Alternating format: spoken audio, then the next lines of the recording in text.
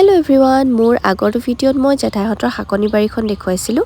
এইকেইদিন মানে মোৰ গা একেবাৰে বেয়া মাত ভাঙি আছে সেইকাৰণে ভিডিঅ'বোৰ দিয়াত অলপমান পলম হৈছে এতিয়া মই আপোনালোকক দেখাব লৈছোঁ জেঠাইহঁতৰ এইজোপা পুৰৈ শাকৰ গছ মৰি গৈছিল বোলে যেনে তেনে উঠাইছে আৰু এয়া ৰঙালাও দিছে কুকুৰাবোৰে খুচৰি দিয়ে কাৰণে চাৰিওফালে বেৰি দিছে